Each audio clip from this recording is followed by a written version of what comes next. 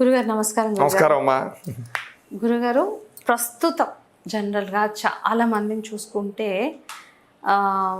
భార్యాభర్తల సమస్యలు, గొడవలు, అంటే జనరల్గా అయితే జాతకాలు చూసే చేస్తున్నారు. ప్రతి పేరెంట్స్ కానీ జాతకాలు కలుస్తున్నాయి, అన్ని బాగా కలుస్తున్నాయి అని చూసే చేస్తున్నారు. ఎక్కడో లవ్ మ్యారేజెస్ లో తప్పితే ప్రతి ఒక్కళ్ళు జాతకాలు చూసే చేసుకున్నారు. కానీ 2 ఏళ్ళు 3 ఏళ్ళు రాగానే సమస్యలు, కొట్లాట్లు, అసలు ఇవన్నీ ఎందువల్ల అంటారు? ఎందువల్ల ఇలాంటి సమస్యలు రావడము, గొడవలకి కారణాలు? తప్పకుండా అసలు మీ ప్రశ్నలోనే ఉంది సమస్య అంతా కూడాను. జాతకాలు చూసి చేసుకుంటున్నారని చూసారా? ఈ చూసి చేసుకునే జాతకాలు ఎవరు చూస్తున్నారు అన్నది పెద్ద సమస్య అవుతుంది ఇక్కడ. ఎందుకంటే జాతకాలు చూడడం, పెళ్ళిళ్ళకి జాతకాలు చూడడం అనేటటువంటిది ఆషామాషి విషయం ఏం కాదు. మామూలుగా చూసి వాళ్ళు ఏదో పాయింట్ చూసేసి, లేకపోతే షష్టాష్టకాలు అయ్యేలా చూసేసి, పైన చూసేసి చాలా బ్రహ్మాండంగా నప్పేసి అని చెప్పేసి తర్వాత పెళ్లి చేసుకుంటే అవుతుందంటే ఇక్కడికి ఇలాగే ఉంటుంది. ఎందుకంటే ప్రస్తుతం మనం చూస్తున్నాం, మీరు అన్నట్టుగా ఏంటంటే లవ్ మ్యారేజెస్ అనుకోండి, వాళ్ళు దెబ్బలాట్లు పడుతున్నారు, గొడవలు పడుతున్నారంటే అర్థం పడుతుంది. ప్రేమించుకున్న తర్వాత సాధారణంగా కష్టం అవుతుంది. సో ఎక్కువ శాతం దెబ్బలాడుకుంటూ ఉంటారు. ఎందుకంటే ప్రేమ పెళ్లిళ్ళలో 50% ఇవి సక్సెస్ అవ్వవు. అది నేనే చెప్పక్కర్లేదు, ఎవరి స్టాటిస్టిక్స్ తీసుకున్నా సరే అవి చూపిస్తాయి. ఏం చేత ఇదే కారణం. మీరు జాతకాలు నమ్మండి, నమ్మకపోనండి, దానికి ఏదో పేర్లు పెట్టండి. జాతకాల దగ్గరికి వచ్చేసరికి ఎలా ఉంటుందో తెలుసా మీకు? ఎంగేజ్లో ఉన్న వాళ్ళకి జాతకాలు బాగా నప్పాయి అనుకోండి, మేము జాతకాలు నమ్ముతాం, మేము జాతకాలు చూసి చేసుకున్నాం అంటారు. ఒకవేళ నిజంగా వాళ్ళకి జాతకాలు నప్పలేదు, ఈ జాతకాలు అవన్నీ ట్రాష్ అండి అని తీసి పెడతారు. అంటే వాళ్ళకి నప్పే అనుకోండి, జాతకాలు గొప్పవి, జ్యోతిష్యులు మంచివాళ్ళు. వాళ్ళకి నప్పలేదు అనుకోండి, పెళ్లి చేసుకోవడానికి వాళ్ళకి జాతకం అడ్డొచ్చింది అనుకోండి, అవి ఇవన్నీ నమ్మకూడదండి, ఈ రోజుల్లో జాతకాలు ఏంటండి అని వాళ్ళు పెళ్లి చేసుకోవడం కోసం జ్యోతిష్యులు అలాగే చెప్తారండి, పరిహారాల కోసం ఏదో చెప్తారండి అని చెప్తూ ఉంటారు. తర్వాత ఏమవుతుంది, ఒక 6 నెలలు పోయిన తర్వాత మళ్ళీ అన్నీ మొదలవుతాయి అన్నమాట. అప్పుడు మా లాంటి వాళ్ళ దగ్గరికి రావడం, వ్యవహారం చేసుకోవడం మామూలు ఇవన్నీ. సరే, ప్రధానంగా అది ప్రేమ పెళ్ళిళ్ళ దగ్గరికి వస్తే ఇక్కడ పెద్ద సమస్య ఎక్కడవుతుంది అంటే కనుక ఈ రోజుల్లో ఎక్కువ కంప్లైంట్లు భార్యాభర్తల మధ్య వస్తున్నాయి. చాలా రకాల కారణాలు చేత. అది జాతకంలో దోషాలు లేకుండా రాదు. ఫస్ట్ పాయింట్, మీరు ఏ భార్యాభర్తలు దెబ్బలాడుకుంటూ సుఖంగా కాపురం చేయకుండా, అన్యోన్యంగా లేకుండా సమస్యలతో బాధపడుతున్న ఏ 2 జాతకాలు తీసుకురండి, కంపల్సరీగా జాతక దోషం మనం చూపించవచ్చు. అర్థమైంది మీకు? అంటే మీరు భార్యాభర్తల మధ్య అన్యోన్యత లేదు అంటే దానికి ఎక్కడో జాతకంలో దోషం ఖచ్చితంగా ఉంది అని అర్థం చేసుకోవాలి. కానీ అది మీకు వెతకడం కానీ దొరకడం కానీ మీకు రాలేదు, లేదా మీకు చెప్పిన వాళ్ళు సరిగ్గా చెప్పలేదు మాత్రం అసలు పాయింట్ ఇక్కడ లాజిక్ అర్థం చేసుకోవాలి. ఏం చేస్తానంటే ఈ రోజుల్లో ఇదివరకుడికి ఇప్పటికీ భార్యాభర్తల మధ్య ప్రాబ్లమ్స్ ఏంటంటే, పూర్వకాలంలో జాతకాలు నప్పకపోయినా, పేరుని బట్టి చేసేసిన, మేనరకాలు చేసేసుకున్న, విడాకులు అనే పదం లేదు.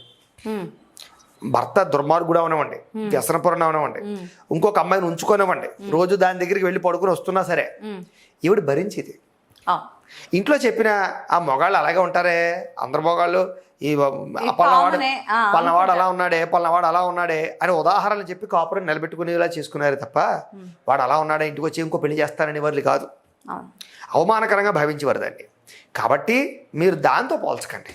ఇది చాలామంది తెలివిగా ఏం పోలుస్తారంటే, మా లాంటి వాళ్ళకి తెలివిగా సమాధానం చెప్పేసారు. బలి చెప్తారులే గురువు గారు, మా అమ్మగారు, మా నాన్నగారు, మా తాతలు ఏమన్నా జాతకాలు చూసి చేసుకున్నారేంటండి. కానీ అప్పట్లో వాళ్ళ కట్టుబాట్లు వేరండి. అప్పట్లో 2 పెళ్ళిళ్ళు లేవండి. చనిపోయిన భర్త చనిపోయినా కూడా 2 పెళ్ళిళ్ళు చేయడం అనేది పెద్ద విచిత్రం. అర్థమైందా? పాపంగా చూసేవాళ్ళు. 20-30 ఏళ్ల క్రితం నుంచి ఫాస్ట్గా మొదలయ్యాయి. 30 ఏళ్ల క్రితం ముందరకు వెళ్ళేసరికి 100లో 2-3 జరిగేవేమో 2 పెళ్ళిళ్ళు. మిగతా వాళ్ళకి భర్త చనిపోతే భర్త చనిపోయినట్టే, ఉన్న పిల్లలతో కాలక్షేపం చేయడమే తప్ప చేసేవారు కాదు. కాలం మారుతుంది, పరిస్థితులు మారే, చేసుకోవాలి మేమే చెప్తున్నాం. అలా ఉండకూడదు ఈ రోజుల్లో, ఎందుకంటే పరిస్థితులు బాగోలేవు. ఒంటరిగా ఆడుతుంటే ఇంకా దరిద్రంగా ఉంది పరిస్థితి. అర్థమైందా? అంచేత ఒంటరిగా ఆడుతుండడం కన్నా మంచివాడిని చూసి వివాహం చేసుకోవడం చాలా ఉత్తమం, అందులో అనుమానం ఏమీ లేదు. అయితే అవన్నీ పక్కన పెట్టేయండి. అసలు ఈ భార్యాభర్తలు దెబ్బలాడుకోవడానికి ఏమిటి కారణం అవుతుంది జాతకంలో? దాని నుంచి ఎలా మనం బయటపడాలి, ఎలా తెలుసుకోవాలి? అది ఒక కారణం కాదు. ఒకళ్ళంటే ఒకరికి ఇష్టం ఉంటుందండి. మొగుడంటే పెళ్ళానికి ఇష్టం, పెళ్ళమంటే మొగుడికి ఇష్టం. ఇద్దరు హ్యాపీగా కాపురం చేయాలనుకుంటారు. తెలియకుండానే వాడు చేసింది ఈవిడికి నచ్చదు, ఈవిడి చేసింది వాడికి నచ్చదు. ఏదేదో కారణం మధ్యలో ఎవరో ఒకళ్ళు వచ్చి ఏదో చెప్పడం, అది ఇంకా పెరిగి పెద్దదైపోవడం. ఈ డిస్టర్బెన్స్లతోటి ఇద్దరికీ ప్రేమ ఉన్నా, ఇద్దరికీ కాపురం నిలబెట్టుకోవాలన్నా, ఇద్దరు అన్యోన్యంగా ఉండాలన్నా దెబ్బలాడుకునే వాళ్ళు కొన్ని లక్షల మంది ఉన్నారు తెలుసా మీకు? అర్థమైందా? అయితే ఇలాంటి వాళ్ళ యొక్క జాతకాలు వెతికితే కారణం ఎక్కడ దొరుకుతుంది? కళత్ర స్థానాధిపతి విషయంలో దొరుకుతుంది.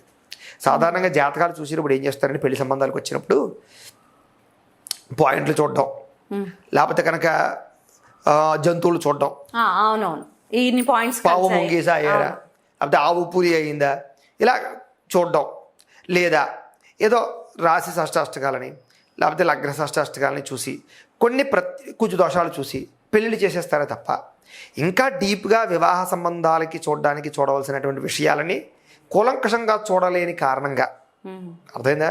మీకు అందరు జ్యోతిష్య పండితులు కూడా డీప్గా జాతకాలు చూడగలిగే పరిస్థితులు ఉండవు.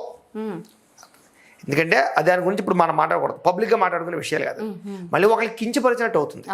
నేను ఇక్కడ ఏం చెప్తున్నానంటే, చెప్పబోయే విషయం ఏంటంటే సమస్య ఉంటుంది, అది కనిపెట్టలేకపోతున్నారు మీరు. ఎలా దెబ్బలాడుకుంటున్నారంటే కంపల్సరీగా జాతకంలో పెళ్లి సంబంధాలు చూసే సమయంలో, జాతకాలు చూసే సమయంలో ఏ కారణం చేత వాళ్ళకి ఆ దోషం ఉందో అనేది తెలియకుండా, అంటే ఆ గొడవ జరిగే టైంలో కూడా జాతకాలు చూపించుకోవాలి మనం, ఇప్పుడు ఏదో సమస్య ఉంది అని కూడా వాళ్ళకి అర్థం కాదు. ఎలా అర్థం అవుతుందండి? ఎందుకు అర్థం కాదు కూడా చెప్తాను. ఇదే సమస్య. పెళ్లిల్లో బ్రహ్మాండంగా జాతకాలు నప్పేని అలాంటి వాళ్ళని చెప్తాం, పెళ్లి చేసుకుంటారు. ఇప్పుడు ఆ డౌట్ పోతుంది, ఇంకా ఆ డౌట్ రాదు. ఏం చేత జాతకాలు చూసి పెళ్లి చేసుకున్నాం, బ్రహ్మాండంగా నప్పే అని చెప్పారు, అయినా సరే మా ఇద్దరికి ఎందుకు గొడవ వస్తుంది, ఎందుకు మేము దూరంగా ఉంటున్నాం?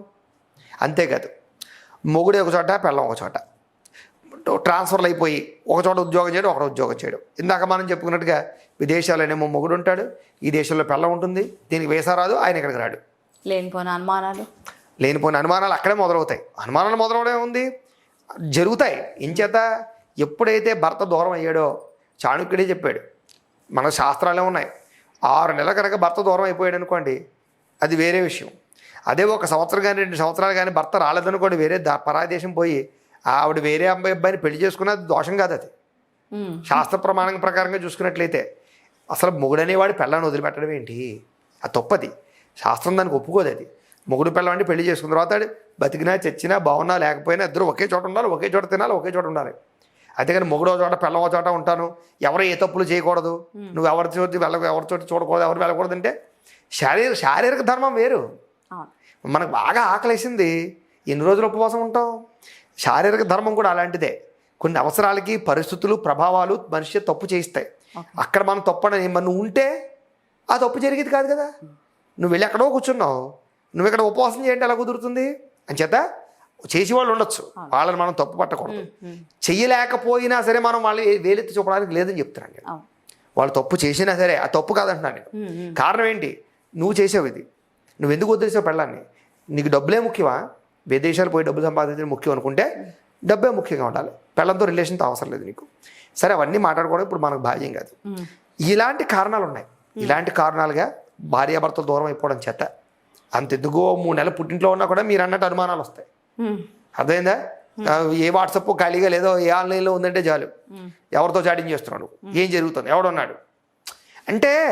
భార్యాభర్తలు 1 వారం 10 రోజులు దూరమైనా ఇది ప్రమాదం అమ్మా.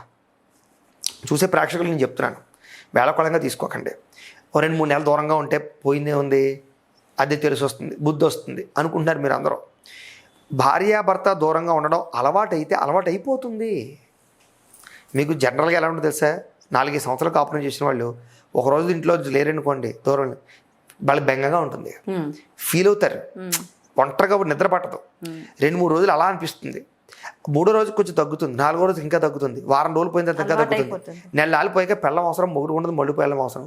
అదే ఒక 6 నెలలు పోయిన తర్వాత నిజంగా వేరే వాళ్ళు చూసుకున్నా, వేరే అయిపోయినా కూడా ఫీలింగ్స్ ఏమీ రావు. అంచేత దూరంగా ఉండిపోతే దగ్గర అయిపోతామేమో అనే భ్రమలోకి వెళ్ళకండి, అది ఇంకా ప్రమాదకరం. ఎందుకంటే వీడికి నీ అవసరం పోతుంది, అలవాటు అయిపోతుంది శరీరంలో. ఈ మామూలుగా వాడి పని వాడి చేసుకోవడం, వాడి వంట వాడి వండుకోవడమో, లేకపోతే వాడి వ్యవహారం చేసుకోవడమో, పని ఉండదు, ఇంకా అవసరం ఉండదు. లేకపోయినా హైగా నిద్రడుతుంది, లేకపోతే పని చేసుకోగలుగుతాడు. అప్పుడు ఏమవుతుంది? కొంపలు అంటుకుంటాయి, మొత్తానికి దూరం అయిపోయి విడాకులు దాకా పోతారు. అందుచేత ఇలాంటి సమస్యలతో బాధపడే వాళ్ళందరూ ఎంతోమంది ఉన్నారు. మొగుడు పెళ్ళం దెబ్బలాడుకుంటూ గొడవలు పడి విడిపోయి దూరం అయిపోయి కలవాలి అని ఆలోచించేవాళ్ళు. లేదా తల్లిదండ్రులు, కూతురింట్లో ఉంటుంది, ఎంత కూతురైనా సరే వారం రోజులు ఉందంటే ఆనందం, కానీ నెలల తరపుడు ఉందనుకోండి. ఒకప్పుడు ఇప్పుడు మీరు ఇప్పుడు ఈ పరిస్థితి చెప్తున్నారు, ఒకప్పుడు ఏంటంటే కూతురు వస్తే ఒక 2 రోజులే ఉండాలి, లేకపోతే వెళ్ళిపోమనేవాళ్ళు, తరిమేసేవాళ్ళు. 3వ రోజు ఉంటే ఇంకా ఇంట్లో ఇరుగు పొరుగు వాళ్ళందరూ కూడా అదేంటే ఇన్ని రోజులు ఉండిపోతుంది ఇది, మొగుడేమన్నా అన్నాడా? మా ఇంటికి వస్తే ఏదో అతిథిలాగా రావాలి, ఇన్నేసి రోజులు ఉండకూడదు అని చెప్పి పంపించేవాళ్ళు. గుసగుసలు, మామూలుగా కాంట్రవర్సీలు, గాసిప్స్ ఇవన్నీ మొదలైపోతాయి. అదే చెప్తున్నాను, ఆడపిల్ల పుట్టింట్లో ఉండడం ఎంత ప్రమాదకరమో తెలుసా మీకు? వచ్చిపోతుండడం వేరు, వచ్చి ఉండిపోవడం వేరు. వారం రోజుల కన్నా ఎక్కువ ఉందంటే ఏదో కారణం ఉండాలి, ఇంట్లో పెళ్ళో పేట సందర్భం ఉండాలి. ఊరికే వచ్చి ఎక్కువ రోజులు ఉంది అంటే మొగుడు తన్ని తరివేసేయడేమో, వీళ్ళిద్దరికి పడట్లేదేమో, ఏదో అయిపోయిందేమో, కంపల్సరీగా ఇంటి చిరుగు పొరుగు వారు ఖచ్చితంగా మాట్లాడుకుంటారు. అవి ఎవరికి అవమానం? అది ఇంట్లో ఉండే తల్లిదండ్రులకి చికాగ్గా ఉంటుంది. ఈ రోజుల్లో ఈ పట్టించుకోవట్లేదు అనుకోండి జనాలు, అది వేరే విషయం. ఇది పక్కింటి వాళ్ళు లేదు, పొరుగింటి వాళ్ళు లేదు, ఇలాంటి సిటీలో అయితే ఆ గొడవే లేదు. ఇంకా పల్లెటూరులో ఈ సమస్యలు ఉంటాయి. ఏదైనా చుట్టాల్లో బంధువులోనైనా సరే మాటలు వస్తుంటాయి కదా. ఇలా బాధపడడానికి కారణం జాతక దోషాలు. అదైనా జాతకాలు సరిగ్గా చూడకపోవడం. మరి అలాంటప్పుడు ఏం చేయాలి?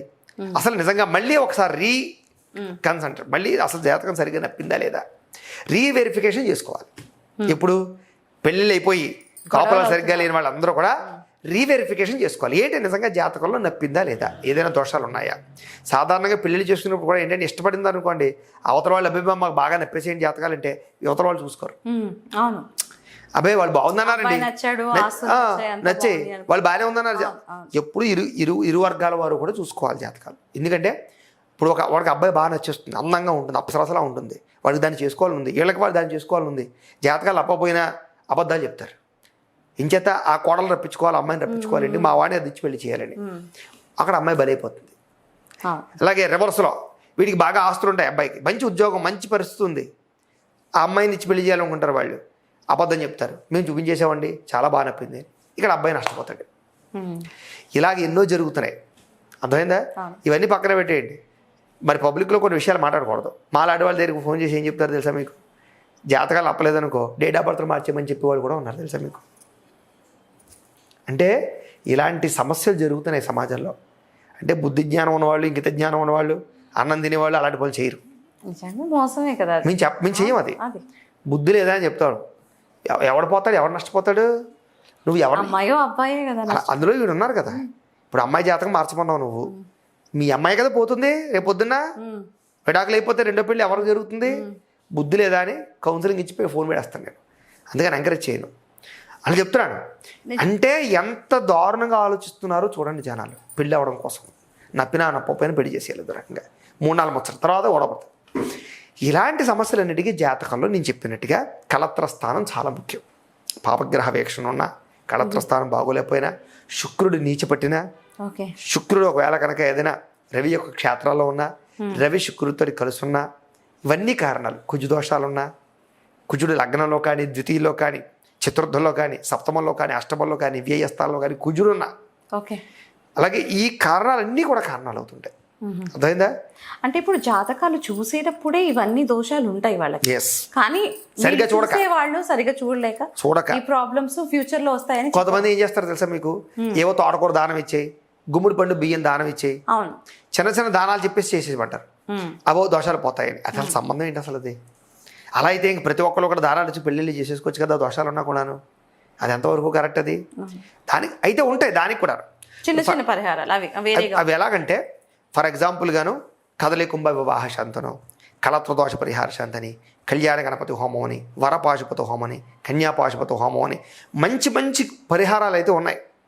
అవి చేసుకోవాలి తప్ప ఏదో తాత్కాలిక ఉపశమనాలు చెప్పేసి పెళ్లి చేసేసి ఆ తర్వాత వాళ్ళు దెబ్బలాడుకుని విడిపోయి చాలా ప్రమాదకరం అది. కాబట్టి ఎవరైతే ప్రస్తుత కాలంలో ఇప్పుడు ఈ రకంగా బాధపడుతూ దెబ్బలాడుకుంటూ ఉన్నారో, ఫస్ట్ ఒకసారి అర్జెంటుగా మీ ఇద్దరు జాతకాలు మళ్ళీ రీవెరిఫికేషన్ చేయించుకోండి. ఏ దోషం ఉందో తెలుసుకోండి. తెలుసుకుని దానికి బ్రహ్మాండమైన పరిహారాలు ఉంటాయి. దంపతి అన్యోన్యత పాశుపత హోమం ఒక అద్భుతమైన పరిహారం ఉంటుంది. అంటే ఎటువంటి దోషం ఉన్నా ఆ పరిహారం చేసుకుంటే మళ్ళీ కలుస్తారు, దోషం పోతుంది, మళ్ళీ కలుస్తారు, మళ్ళీ కాపురం చేసుకుంటారు, నిలబడతారు.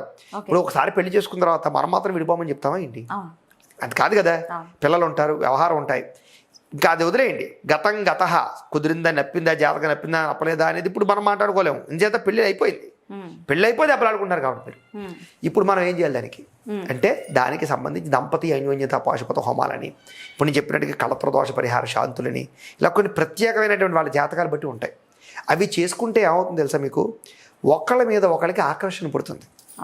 ఫస్ట్ ఒకటి గుర్తుపెట్టుకోండి, ఒక భార్యాభర్త కలిసి ఉండాలంటే ఫస్ట్ ఇద్దరి మీద ఎఫెక్షన్ కావాలి. ఇప్పుడు నాకు బాగా నచ్చిన వాడు తప్పు చేసినా నేను కోప్పడను, భరించగలగాలి. ఫర్ ఎగ్జాంపుల్గా నా కొడుక ఉన్నాడు, ఏదో తప్పు చేశాడు, నా జేబులోంచో లేకపోతే నా పరసలోంచి 100 రూపాయలు పట్టుకెళ్ళాడు, నేను వాడిని బుద్ధి లేదురా వెధవగా ఇలాంటి పనులు చేయకు, నేను దొంగతనం అంటారు. అదే పక్కింటోడో పొరుగింటోడో పిల్లాడో వచ్చి నా జేబులో డబ్బులు తీసుకుంది, నేను ఏం చేస్తాను, చితక్కొడేస్తాను. అంటే కారణం ఏంటి, ఇక్కడ ఏం ప్రాబ్లం వచ్చింది, ఇక్కడ వాడు చేసిన పని ఒకటి, వీడు చేసే పని ఒకటైనా, వీడి మీద నాకు ప్రేమ ఇష్టం ఉన్న కారణం చేత వీడిని అంతలా దండించలేకపోయాను. అదే వాడి మీద ఇష్టం లేదు నాకు, వాడు ఎవడో పరాయివాడు కాబట్టి వాడిని కొట్టగలిగాను, అంతే కదా. అలాగే ఇక్కడ కూడా ఏంటంటే ఒక మనిషికి ఒక మనిషి మీద ఇష్టం, ప్రేమ, అన్యోన్యత, ఆకర్షణ ఉన్నాయనుకోండి, వాళ్ళు ఒక మాట జారినా, మాట తూలినా, గొడవ వచ్చినా, దెబ్బలాటలు వచ్చినా సర్దుకుపోతారు. లాజిక్ అర్థమైందా మీకు? ఆ కారణంగా మనం చేసే క్రతువులు ఉండే రహస్యాలు అవి. తద్వారా ఎంత దూరం అయిపోయినటువంటి భార్యాభర్తలైనా సరే కలుస్తారు, అన్యోన్యంగా ఉంటారు, కోపరాలు నిలబడతాయి, జీవితంలో మళ్ళీ వీళ్ళిద్దరూ విడిపోకుండా కూడా ఉండగలుగుతారు. అలా చేసుకుంటే పిల్లలు సుఖపడతారు. ఎప్పుడైతే మొగుడు పిల్లలు దెబ్బలాడుకుంటున్న ప్రతి ఇంట్లోనూ పిల్లలు పాడైపోతారు ఫస్ట్. అర్థమైందా మీకు? మీకు చాలామంది ఇళ్లలో ఆడపిల్లలు కానీ మగపిల్లలు కానీ తప్పుడు వ్యసనాలకు అలవాటు అవుతున్నా, లేదా స్త్రీ పురుష వ్యామోహాలకి కారణం అవుతున్నా, వ్యవహారాలు చేస్తున్న కారణం ఏంటి తెలుసా మీకు, మొగుడు పిల్లలు సరిగ్గా లేకపోవడం. వాళ్ళిద్దరూ దెబ్బలాడుకుని ఏం చేస్తారు, పిల్లలు పట్టించుకోరు. వాళ్ళకి వెచ్చలిడితనం అలవాటైపోయి వాళ్ళు బహిరంగంగా వ్యవహారం చేసుకుంటారు. వాళ్ళకి ఏదైనా సమస్య వచ్చినా తల్లిదండ్రులతో చెప్పరు. అర్థమైందా మీకు? ఈ కారణాలు ఒకటి కాదు. మొగుడు పిల్లని దెబ్బలాడుకున్న ఇంట్లో డబ్బు ఉండదు తెలుసా మీకు. ఇంట్లో డబ్బు నిలబడాలంటే ఫస్ట్ పాయింట్ మొగుడు పిల్లం అన్యోన్యంగా ఉండాలి. ఫస్ట్ వాళ్ళిద్దరూ చాలా హ్యాపీగా ఉండాలి. వాళ్ళిద్దరూ సంతోషంగా ఉన్నారా, ఇంట్లో డబ్బు ఉంటుంది, పిల్లలకి చదువు ఉంటుంది, పిల్లల కెరీర్ బాగుంటుంది, కుటుంబంలో గౌరవం ఉంటుంది, సమాజంలో గౌరవం ఉంటుంది, కీర్తి ప్రతిష్టలు ఉంటాయి. మీరిద్దరూ కలిసి ఉంటే మిమ్మల్ని ప్రపంచం ఏం చేయలేదు. మిమ్మల్ని మీ ఇద్దరు దెబ్బలాడుకున్నారా, ఏం అక్కర్లేదు, వచ్చే మధ్యలో చిన్న పుల్లబడినా మీ ఇద్దరు దూరం అయిపోతారు. అదైనా ఇన్ని రకాల సమస్యలు ఉన్నాయి. కాబట్టి ఎవరైతే వీడియో చూస్తున్నటువంటి భార్యాభర్తలు మీరు ఈ బాధలతో బాధపడుతున్నారో ఫస్ట్ అర్జెంటుగా జాతకం చూపించుకోండి. మా లాంటి వాళ్ళు ఫోన్ చేస్తే మేము date of birth, time, place of birth, పేరు మాకు ఇస్తే మేము జాతకం చూస్తాం. చూసి కారణం ఏంటో చెప్తాం ఫస్ట్. అర్థమైందా? అది తెలుసుకుంటే దానికి బ్రహ్మాండమైన పరిహారాలు ఉన్నాయి. మా పేటలోనే మేము బ్రాహ్మణులతో చేయిస్తాం. మీరు చేయించుకున్నా చేయించుకోవచ్చు. ఏం జాగ్రత్తలు తీసుకోవాలో చెప్పి, లేదా పర్టికులర్ పీరియడ్ కొంతమందికి ఎలా ఉంటుందో తెలుసా మీకు, ఇద్దరు జాతకాల్లోనూ కూడా అష్టమశను, అర్ధాష్టమశను, ఏళ్ళశను నడుస్తుంది ఒకేసారి. ఇద్దరు జాతకాల్లోనూ కూడా వాళ్ళ యొక్క శత్రుగ్రహాలకు సంబంధించినటువంటి దశలు నడుస్తుంటాయి. ఆ టైంలో మళ్ళీ వీళ్ళిద్దరికి పడుతుంటాం, మరి బాబు ఈ 2 ఏళ్ళు బాగోలేదు మీకు, లేకపోతే ఈ 6 నెలలు బాగోలేదు, కంగారు పడి ఈ 6 నెలలు ఏం మాట్లాడుకోకండి, లేదా ఈ అవసరం అయితే ఈ 6 నెలలు మీరు దూరంగా ఉండండి అని కూడా చెప్తాం. ఫర్ ఎగ్జాంపుల్గా కొన్ని సినారియాల్లో ఈ 6 నెలలు మీరు ఒక చోట ఉండకండి. ఫస్ట్ నువ్వు పుట్టింటికి పో, ఆ ఇంటికి వెళ్ళిపో, మళ్ళీ ఆ తర్వాత మీరు ఇద్దరు కలవండి. అర్థమైందా మీకు? అలా చెప్తాం. అలాగే ఏంటంటే వాళ్ళ జీవితంలో ఎంత పెద్ద సమస్యని కూడా తృఢప్రాయంగా పోగొట్టగలిగేటటువంటి ఉపాయాలు ఉన్నాయి తప్ప. ఎందుకంటే ప్రతి జీవితంలోనూ కూడా ఈ రోజుల్లో ఏ గొడవ వచ్చినా ఫస్ట్ ఆలోచన దేనికి వస్తుందంటే విడాకులు. ఇనిషియల్గా అసలు మనం కంట్రోల్ కొన్ని రోజులు పోయాక మారుతుందేమో, ఈ సమస్య పరిష్కరించుకుందాం, అడ్జస్ట్ అవుదాం అనుకోవట్లే. ఒక్క వారం రోజులు గొడవ వచ్చిందా అంటే ఆలోచన ఫస్ట్ అంతా డైవర్టింగ్, అంతా డైవర్స్ మీదే. సలహాలు ఇచ్చేవాళ్ళు కూడా అలాగే తయారయ్యారు మనకి. ఓ ఫ్రెండ్స్కి ఫోన్ చేసినా, ఇంటికి ఫోన్ చేసినా, విడాకులు ఇచ్చి పారే, హత్తమాట ఇదే గొడవ, ఇంకోటి చూసుకుందాం అంటే జనాల్లో అది నేచురల్ కామన్ అయిపోయింది. మైండ్ సెట్ అలా ఉంది. ఈ ఎలా ఉంటుందండి మా జనాలు కూడా సెలబ్రిటీలు అంతటి వాళ్ళు 2 పెళ్ళిళ్ళు చేసుకుని ఎంత బాగున్నారో చూసా. ఉదాహరణ వాళ్ళు చూసి చెప్తుంటారు. వాళ్ళు ఎలా ఉన్నారు, వీళ్ళు ఇంట్లోకి వెళ్ళి చూసి వచ్చారా అండి. ఉదాహరణ ఎంతసేపు సెలబ్రిటీలు తీసుకుంటారు. ఆ సెలబ్రిటీలు వాళ్ళ వాళ్ళు 2 పెళ్ళి చేసుకోలేదా, వాళ్ళకి 2 పెళ్ళి అవ్వలేదా, 3 పెళ్ళి అవ్వలేదా, పిచ్చి పిచ్చి ఉదాహరణలు. ఎప్పుడు కూడా ఒక జీవితం ఒకడితో ఎప్పుడు ముడిపెట్టుకోకూడదు. ఒకడెప్పుడు పనికిమాలిన ఆదర్శాలు తీసుకోకూడదు, మంచివాడి ఆదర్శాలు తీసుకోవాలి. కానీ ఒకసారి మనం పెళ్లి చేసుకున్నామా 100% వాళ్ళతో అడ్జస్ట్ అవ్వడానికి ప్రయత్నం చేయాలి, నిలబెట్టుకోవడానికి ప్రయత్నం చేయాలి తప్ప గంటకొకటి మార్చి 2వ పెళ్ళి 2 పెళ్ళే. అందులో ఎప్పుడు కూడా గుర్తుపెట్టుకోండి, సాధారణంగా 100లో 90% 2వ పెళ్ళిళ్ళు కంఫర్ట్గా ఉండవు. ఏదో బాగా వాళ్ళ అదృష్టం పుచ్చిపోయి పూర్వజన్మ సుకృతిలో కలిస్తే 10 మంది 100లో 10 మంది అన్యోన్యంగా ఉంటారు తప్ప మిగతా 90 మంది ఆలోచనలు ఎలా ఉంటాయి తెలుసా. 2వ పెళ్లి జరిగిన తర్వాత ఫస్ట్ పెళ్ళికి పిల్లలు ఉన్నా ఆస్తులున్నా ఏమున్నా ఈ ఈ రెండో పెళ్లి చేసుకున్న వాళ్ళ యొక్క ఆలోచన అంతా కూడా డబ్బు మీద, ఆస్తి ఎవరికి వస్తుంది, ఇది ఎలా ఉంటుంది, ఇక్కడే ఉంటాయి థాట్స్, అపనమ్మకాలుగా ఉంటాయి. ఒక స్టాండర్డ్ ఉండదు. చేత ఫస్ట్ పెళ్లిలో ఉన్న రిలేషన్ చాలా డీప్గా ఉంటుంది. ఒక అథారిటీ, ఈ నా మొగుడు అనే అథారిటీ కూడా ఉంటుంది, ఇది నా పెళ్ళం అనే అథారిటీ ఉంటుంది. ఆ తర్వాత రెండో పెళ్లిలో ఆ అథారిటీ వేరే కోణంలో పోతుంది. అది అర్థమైందా? అంత కరెక్ట్గా ఉండదు, అది కంఫర్ట్గా ఉండదు. అది చేత ఎప్పుడు రెండో పెళ్లి గొప్పదని మాత్రం అనుకోకండి. అది కర్మం చాలా తప్పనిసరి పరిస్థితుల్లో చేసుకునేది. చేత ఉన్న శాతంలో నిలబెట్టుకోవడానికి అవకాశాలు ఉన్నాయి. కరెక్ట్.